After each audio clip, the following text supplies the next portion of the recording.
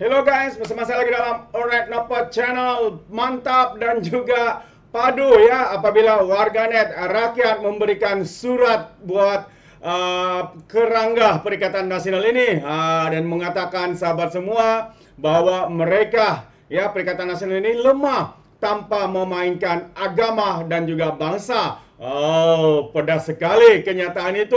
Jadi apakah sebenarnya yang dimaksudkan ya dengan surat daripada warganet ini, sahabat-sahabat semua? Jadi menarik untuk saya kongsikan, tapi sebelum saya teruskan, jangan lupa juga untuk terus support Alright Napa Channel dengan cara tekan butang subscribe, like, dan share. So, mari kita ikuti berita gempa hari ini.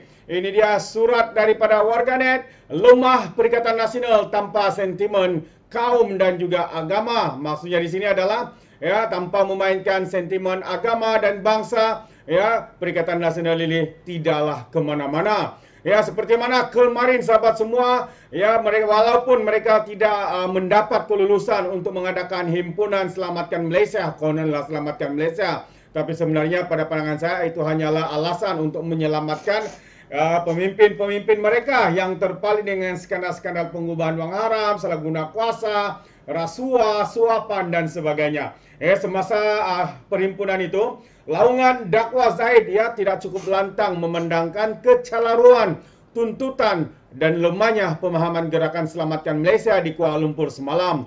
Himpunan ini menyaksikan lemahnya PN jika tidak membawa sentimen agama dan juga kaum dalam menggerakkan pengikut mereka.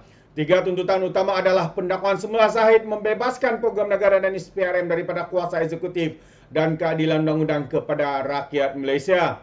Tuntutan membebaskan peguam negara dari kuasa eksekutif adalah mustahil, ya, karena tuntutan sepatutnya adalah untuk memisahkan peguam negara dengan pendakwa raya agar peranan peguam negara dan pendakwa raya dipegang oleh individu yang berbeza. Itu antara tuntutan yang salah sahabat semua. Peguam negara ini penting sebab peguam negara ini adalah menjadi wakil kepada negara, ya, kepada apa-apa berkaitan dengan saman ke apa untuk negara, ya peguam negara yang bertanggung jawab, begitu juga dengan menasehati yang di Pertuan Agong. Jadi yang sepatutnya tuntutan itu sepatutnya adalah pendakwa raya. Tapi mereka sudah terlambat sahabat semua. Karena apa? YB Azalina Othman sebenarnya sudah pun membuat mesyuarat yang pertama untuk ya membuat memisahkan dua kuasa ini, yaitu peguam negara dan juga pendakwa raya. Mereka hanya copy paste, ya kononnya perjuangan, tapi perjuangan itu pun, tuntutan mereka itu pun ya salah sahabat-sahabat semua. Peguam negara tidak boleh dipisahkan dengan kerajaan karena peguam negara adalah mewakili kerajaan. Sekiranya rakyat kah, individu kah, organisasi kah, atau negara-negara lain kah mahu untuk menyerang ataupun bertikai ataupun menyaman negara, peguam negara inilah yang bertanggung jawab.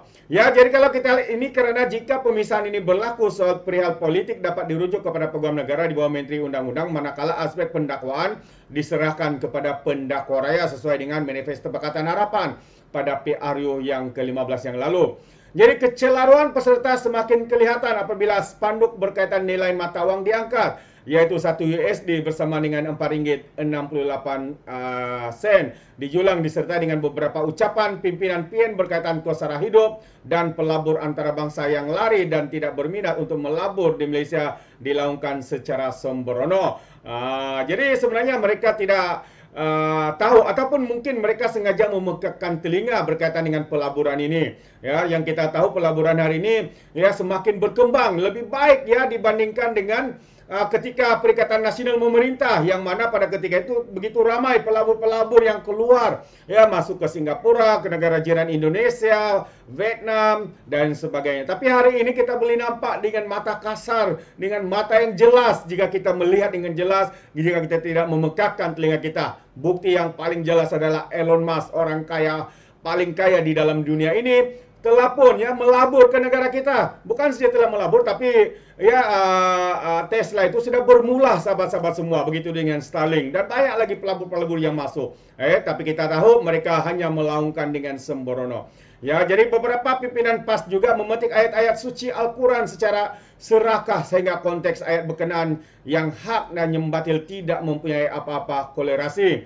Dengan tuntutan untuk mendakwa Zaid semula disertai dengan laungan takbir selepas hampir setiap ucapan seakan-akan menjadi budaya untuk mewujudkan sentimen agama atau lebih tepat lagi menunggang agama. Itulah penunggangan agama mereka. Seterusnya, laungan referendum yang sepatutnya bergema seperti mana Wan Ahmad Faizal cuba mainkan selepas PRNDA negeri juga tidak kedengaran, digantikan dengan reformati yang tidak memberkas sedikit pun bagi lebih 1.000 peserta. Begitu ironis kerana setiap laungan perhimpunan ini hampir sama dengan laungan Pakatan Harapan. Jadi sebelum kejatuhan kerajaan Najib 2018, tiada idea yang segar daripada Perikatan Nasional yang boleh dijadikan sebagai identiti baru. Kesimpulannya, himpunan yang tidak bersandarkan sentimen kaum dan agama tidak membakar amarah di dalam jiwa penyokong PN. Langkah menyerang individu yang lemah adalah sia-sia. Namun perhimpunan ini boleh dijadikan tikus makmal untuk siri perhimpunan yang mungkin diatur pada masa yang akan datang. Itu antara kenyataan yang daripada seorang pelajar, daripada seorang anak muda khususnya. Sakril Marat ialah seorang graduan sains politik di Universiti Islam Antarabangsa Malaysia. Jadi itu antara kenyataan dan juga ulasan daripada surat beliau ini yang menyatakan bahawa Perikatan Nasional begitu lemah jika tidak memainkan sentimen bangsa dan juga agama. Kerana kita percaya kalau mereka menggunakan saja sentimen ini, pastinya mereka akan ditangkap kerana aturan ataupun titah yang di Pertuan Agong Raja-Raja, Perdana Menteri maupun polis di Raja Malaysia yang berkuat kuasa, yang berkuasa juga, pihak berkuasa juga turut memberikan amaran supaya mana-mana pihak tidak kira pembangkang maupun ahli politik yang ada dalam kerajaan supaya tidak memainkan sentimen 3 hari ini. Dan apabila malam semalam kemarin khususnya, apabila kita mendengar tuntutan ada yang salah, tuntutan yang tidak tahu, macam orang cakap main lompat sahaja, main langgar sahaja, mereka punya tidak dirancang dan juga adalah satu yang amat memalukan Sedangkan dengan berdegar-degar memberi ucapan, tapi setiap ucapan mereka itu tidak mendapat sambutan hangat Kalau di Facebook, di TikTok, di mana-mana sosial media, mereka mengatakan puluhan ribu kononnya yang hadir, tapi sahabat-sahabat semua mungkin anda kurang tahu bahawa yang hadir hanyalah 1.000 lebih penyokong daripada Perikatan Nasional. Ini menunjukkan bahawa apa yang mereka cuba lakukan ini tidak dapat diterima pakai oleh rakyat kerana mereka pada masa yang sama, dan 16 September adalah hari kita merayakan hari pembentukan Malaysia ataupun Hari Malaysia, tetapi dengan adanya himpunan yang mereka lakukan ini adalah satu perkara yang menunjukkan bahawa mereka tidak mempunyai semangat semangat Malaysia, semangat penubuhan Malaysia, semangat Hari Malaysia itu. Apa yang mereka lakukan hanya berpolitik semata-mata. Hanya melakukan apa yang mereka suka demi apa? Untuk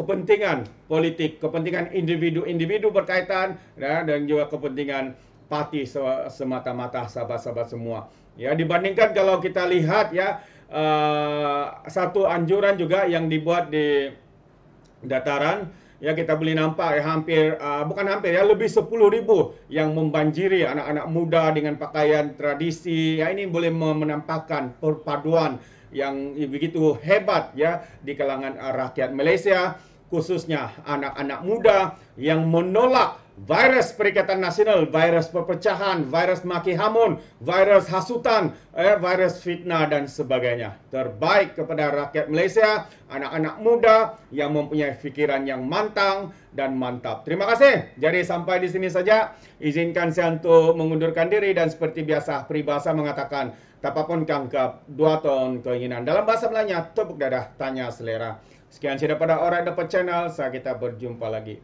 Bye-bye.